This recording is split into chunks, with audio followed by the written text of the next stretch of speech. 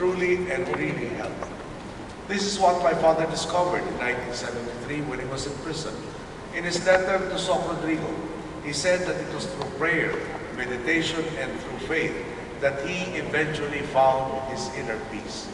His faith allowed him to survive a period of great trial, and it was in his fortitude that I learned how faith can allow a person to stand in the name of the difficult trial, as opposed to succumbing to the easy road. Faith keeps a person from being overwhelmed by despair. It is that which allows us to stand the tests of the present and believe that the best is yet to come and that we are capable of making it happen. Today we gather to strengthen that faith and to pray for our collective hopes. More than that, however, we are also celebrating an organization dedicated to giving others back their ability to hope. World Vision has given children a chance to realize their dreams, while also giving those with resources a chance to enrich their lives by helping others. Your work has empowered many from different sectors to defeat the culture of negativity and replace it with a culture of compassion. For that, I thank you and congratulate you.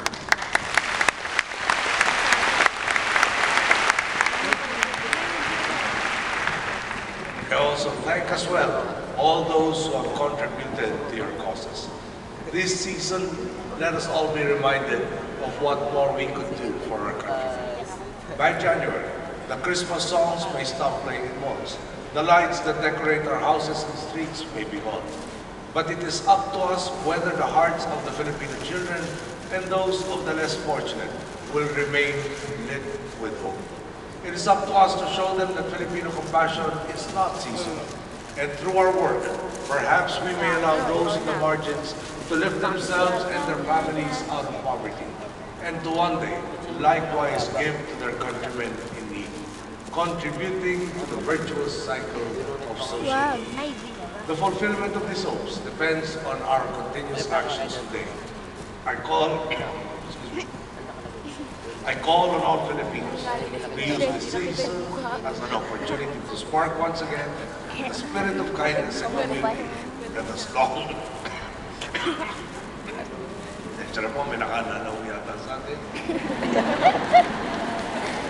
Si Hana po yun. Sana umakilala ko na sa sakit.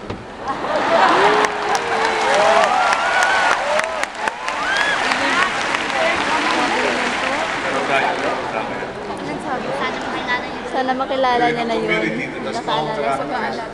So that together, we can move our nation. Naku, lovely. Yun na po ang ating dalawang kalahating payo ng talumpati. Ulit-ulitin ko lang po, walang magandang hindi bumabalik sa nagbigay ng ating lahat. Wala akong kabutihan, hindi nasusuklihan.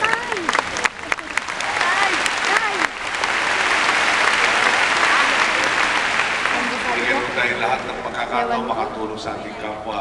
Talagang sa ganito pong paraan, magawa ko ng pagtulong na yan, pare-pareho tayo sa payo-payo. Naroon mo, maraming salamat.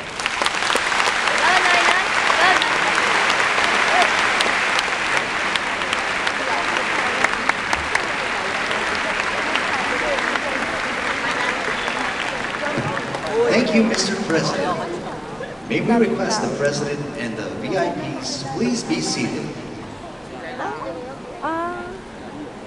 Please go to the center as we are led by a prayer by Bishop Jonel Milan. Mga kaibigan, bago po tayo manalangin, nais po natin ulitin na dahilan lang po sa pagmamahal natin sa Pilipinas. Kaya po tayo narito lahat. At tayo po ay nagtatalaga ng ating sarili na dahil sa pagmamahal sa Pilipinas, ipapanalangin natin lagi ang ating Panginoon. Kayo po ba ay kaisa sa bagay na yan? Tayo pagkakasang kamay po. Salamat po at awitin po natin ang awiting mahal po ang bayan po itanging ikaw pag-guarantee pananalangin po tayo. Sa isang istansa lamang po, pagkaraan po, diretso tayo. Bawat isa po sa ating pananalangin bago po kami. Ang bayan ko'y tanging ikaw, Pilipinas ko.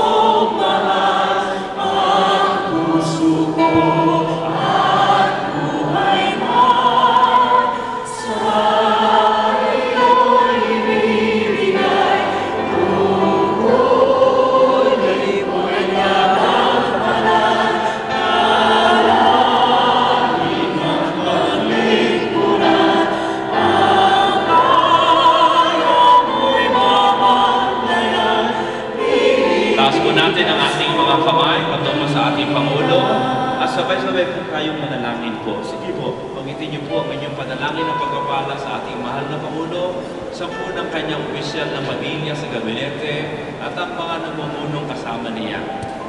Panginoon naman, pakinggan ninyo ang dalangin ng iyong mga anak, Panginoon Diyos. Yes.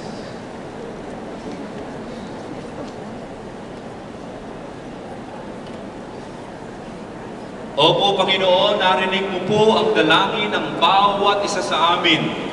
Aming sinestelyohan ito at aming inuunat ang aming kamay patungo sa aming mahal na Pangulo na aming kinikilalang regalo mo sa amin siya, sampu ng kanyang pamilya, Panginoon. Amin pong dalangin Ano ba? ang patuloy na bibigay mo sa kanya.